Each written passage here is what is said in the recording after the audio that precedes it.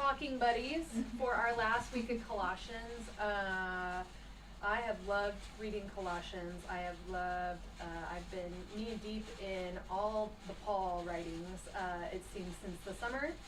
And Colossians just really brings it home.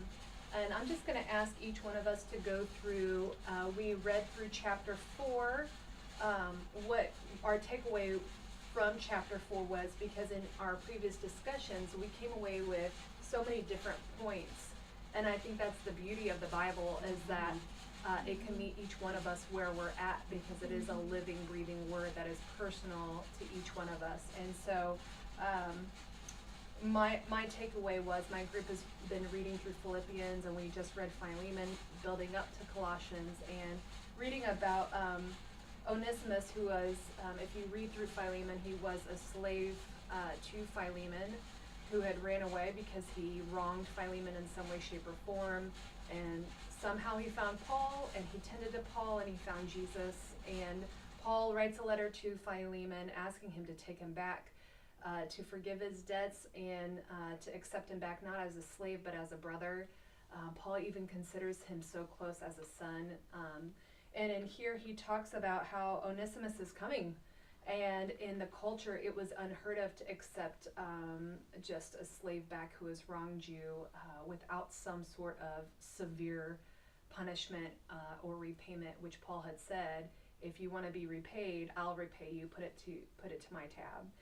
And one of the things I find interesting between Philemon and Colossians is that Paul just keeps hounding Philemon and the church, and he even uses, I say this lightly, some manipulation in his position as an authority of the church to ensure that Onesimus is going to be forgiven and restored and accepted, not as a slave but as an equal. And that is unheard of in the culture, it's unheard of in the church. They are prepared to, if you read Philemon, they are prepared to do him in what he is owed, and what he is owed is not good.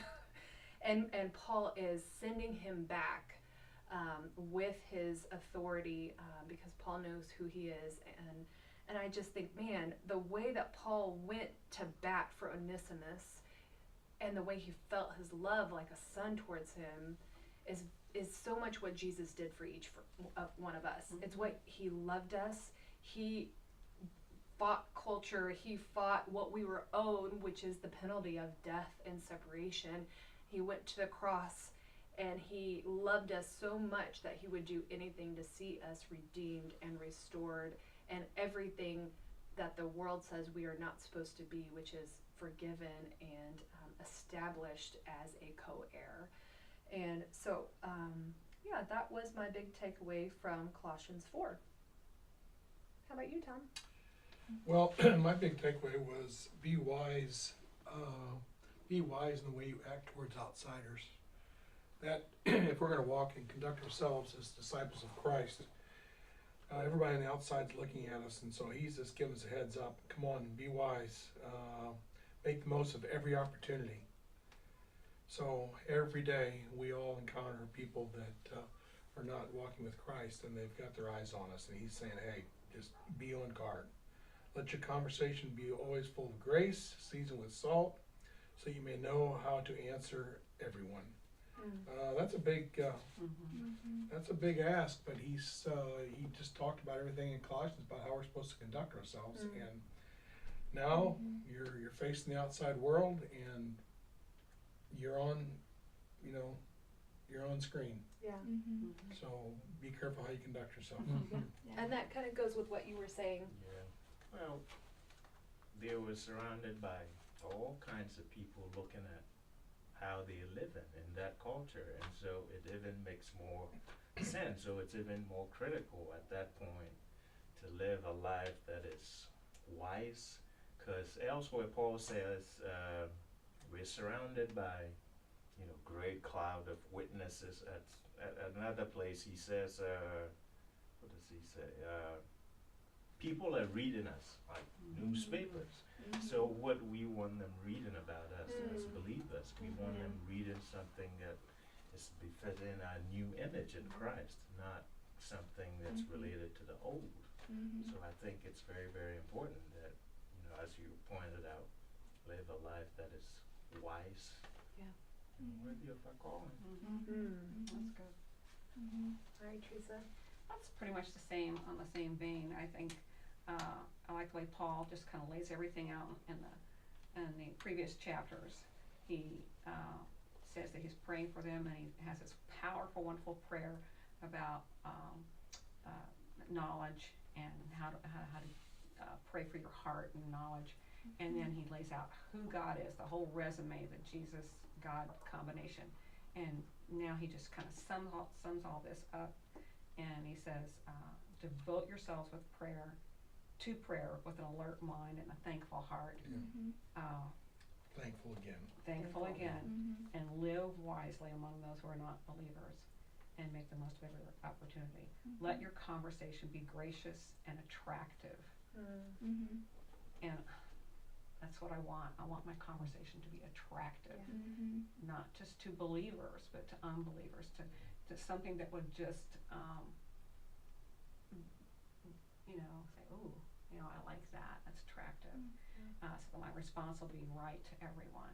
So I just think he takes all the doctrine and that wonderful resume in chapter 2, and he just sums it all up and says, this is how you are to live. And practically you were speaking about how in your cubicle of grace, about how people begin to,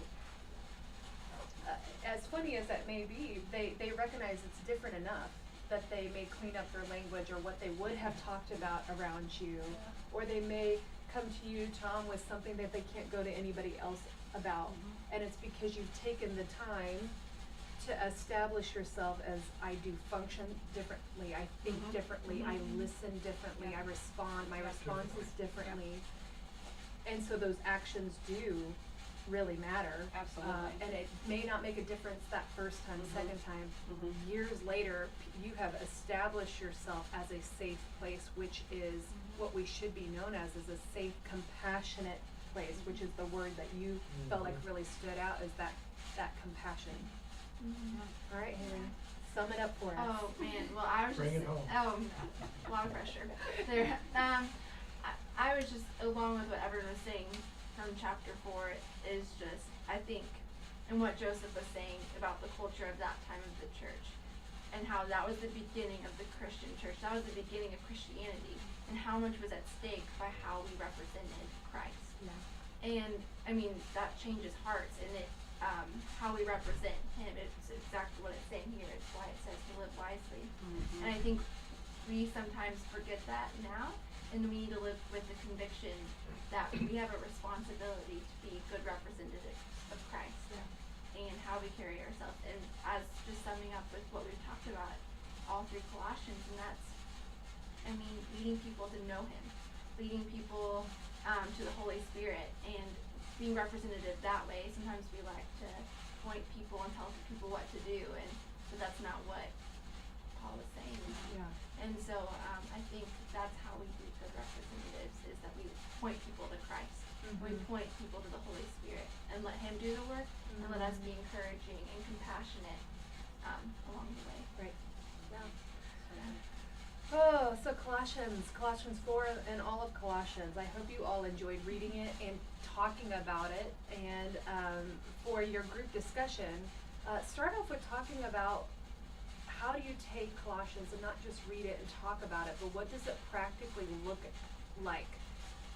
What's your next step to follow through? What is some things that you need to correct? What is something that you do well? Do you know someone who does life well, who has put on Christ well, and has become attractive to the world because of the way they ooze Christ and ooze compassion and cultivate peace that is beyond understanding, and that raises questions by the world. I hope you all enjoyed it. We enjoyed it. I enjoyed the discussions. We've been here way longer probably than what we should talking about it, but that's what happens when you talk about the Bible, and that's why I love doing studies like this. So thank you guys, and enjoy your discussion.